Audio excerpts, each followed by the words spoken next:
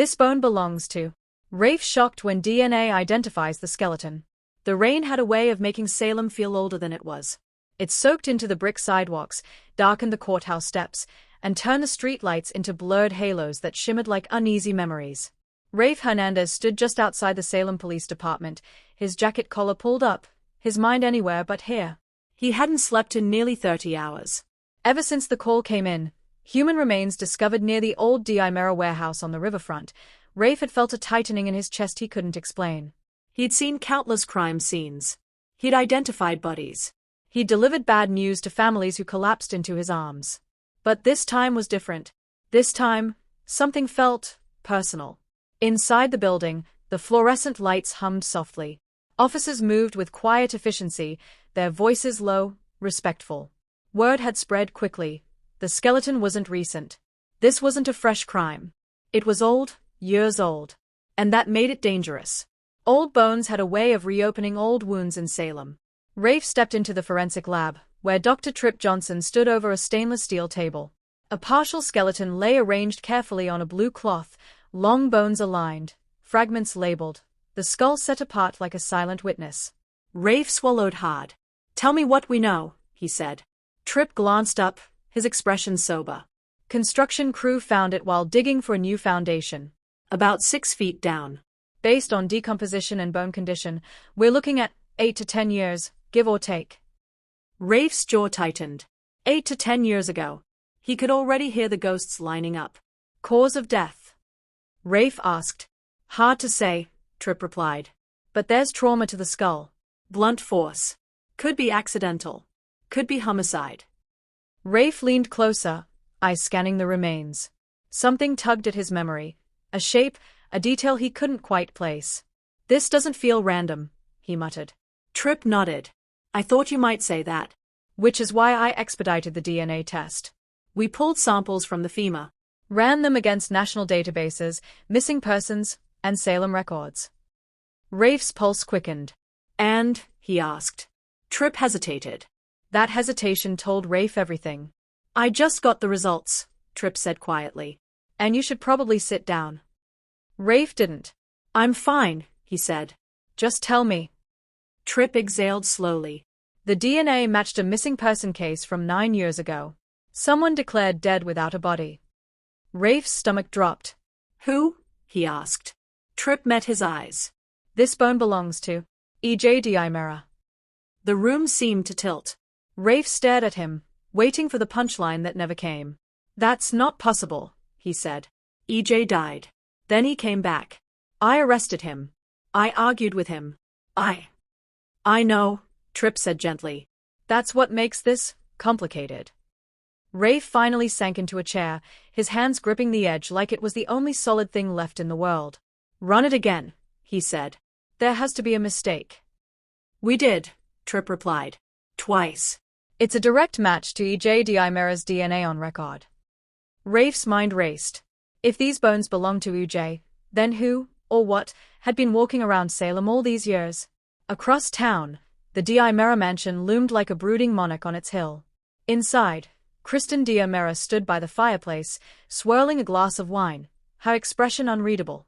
She'd learned long ago that chaos was inevitable in Salem, but chaos involving the Diameras was always exquisite. The door opened. E.J. Diamera stepped inside, loosening his tie. "You're quiet," he said. "That usually means you know something I don't." Kristen smiled faintly. "Or that I'm enjoying the calm before the storm." E.J. raised an eyebrow. "Should I be concerned?"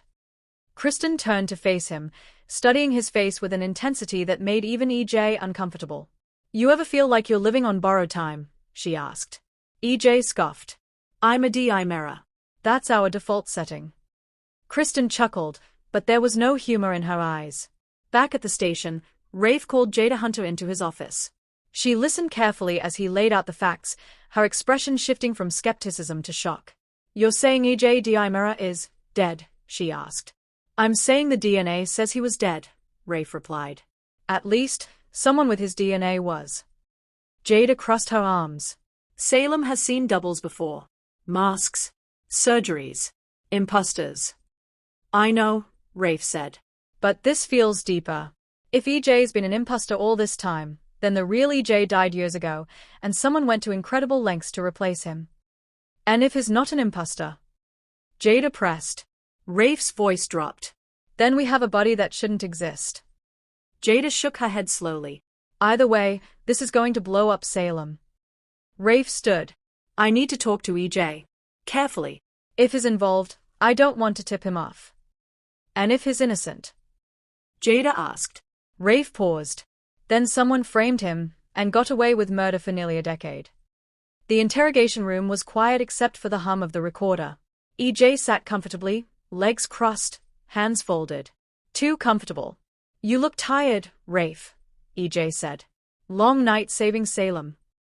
Rafe didn't respond. He slid a folder across the table. Recognize this? He asked. EJ glanced at the photos and sighed. Bone fragments, the skull, and his expression flickered for just a moment. Human remains, EJ said calmly.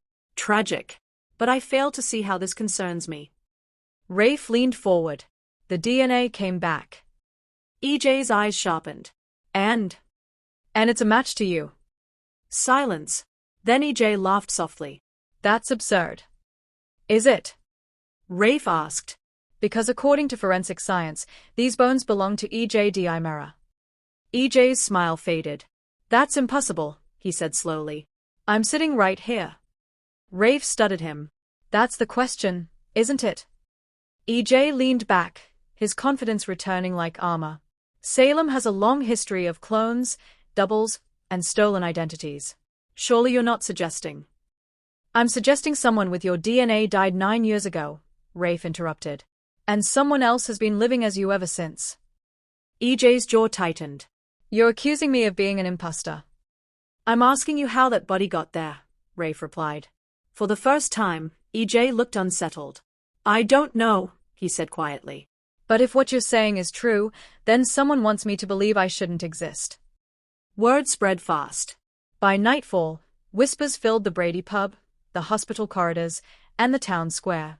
Nicole Walker sat at her desk, staring at her phone as the headline flashed across it. This can't be real, she whispered. She thought of the man she'd loved, hated, trusted, and betrayed. The man who'd hurt her deeply, and the man who'd tried to be better. If those bones were really his, then who had she been fighting with all these years? Across town, Sami Brady froze mid-step as she read the same headline. Her heart slammed against her ribs. No, she said aloud. No, no, no. Memories crashed over her, EJ bleeding on the floor, EJ holding her hand, EJ coming back from the dead. Had she buried the real one already? At the morgue, Rafe stood alone with the skeleton once more. This bone belongs to, he murmured, trailing off. A knock echoed behind him. It was Tripp. There's more, Tripp said. The DNA didn't just match EJ. Rafe turned sharply. What do you mean? Tripp swallowed. There's a partial familial match. A close relative. Rafe's breath caught. Who? Stefan Diamera, Tripp said. And Jake. Rafe's mind reeled. This isn't just about EJ, he said. This is about the Diamera bloodline. Exactly, Tripp replied. Which raises one terrifying possibility. Rafe's voice was barely a whisper. That someone has been experimenting with Diameras. That night, EJ stood alone in the Diamera living room, staring at his reflection in the mirror. For the first time in his life, he questioned it. Who am I? He whispered. Behind him, Kristen watched silently from the doorway. And somewhere beneath Salem's soil, the truth, buried for years, was finally clawing its way to the surface. Because in Salem, death was never the end. Sometimes, it was only the beginning.